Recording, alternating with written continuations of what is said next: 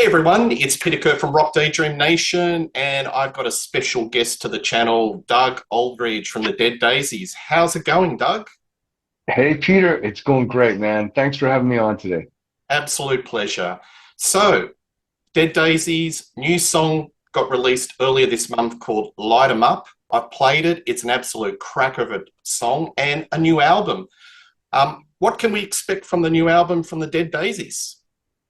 It's cool, man. There's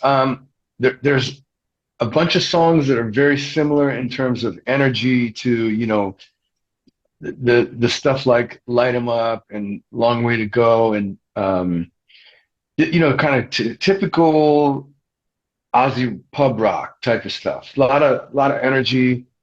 Um, and so there's half of the records like that. And then we did some twists and turns on this one, and we went deep on a couple of tracks.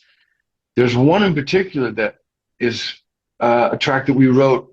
We were in Muscle Shoals, Alabama, and we wrote this track together in this really inspiring studio we were working at called Fame Recorders. And it's where Aretha Franklin and Wilson Pickett and all these people had recorded. And we just, I don't know, we came up with this track and decided, okay, maybe we'll use that down the road. And listening to it fresh when we were going through ideas for the album, it just felt like this is really worth finishing. And we did. And it's like, I think it's one of those, it's kind of an epic track, which the Dead Daisies is not really known for. So it's very interesting. It kind of picks you up here and drops you off way over there where you didn't really expect you were going to go. And that's pretty cool. It's like a cornerstone track for the album. David, I think, has gone on record that he's going to do maybe a farewell Whitesnake album. Any involvement with you? Because he's alluded to that he's going to bring a lot of the old family back, a lot of special guests. Has he reached out to you? Ah, I read something about that, and he mentioned my name, but we talk periodically, and I don't know what he's doing right now. I know he's busy up there, but nothing. I haven't heard anything recently. Yeah, but you'd be He, may- open to that if the invitation he was there to, lay some tracks and come back and Yeah, I mean, whatnot. if it works, I would love to always be there for David. Anything he needed, as Mm, long as I can, as long as I'm free. Um, but yeah, I remember reading about that was it a couple years ago or a year ago, something like that. yeah, And then we chat periodically. And he's like, "Oh, I'm working on a remaster of this or that." I don't really know what exactly that he's doing, but yeah, of course, anything that he needed, I would be happy to do it. If I've probably got some music that would fit really well for him, but I don't know what he wants to do. I haven't heard from him about that. So we'll see. yeah, He might change his mind. Mr. Coverdale yeah. he might say, "Hey, I want to do a record with Jimmy Page." Who knows, man? He might do a Well, record with Richie Blackmore. well, if you could get him out of the castle somehow, Castle Blackenstein, I don't know, but They were talking about 10 years ago or 12, 15 years ago. They were talking and I was like, man, you really should do that while you guys can.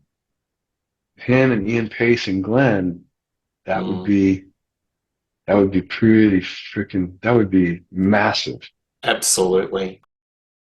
What was it like when you were playing at Whitesnake? You play the Hammersmith Odeon and then you go backstage and you see Jimmy Page.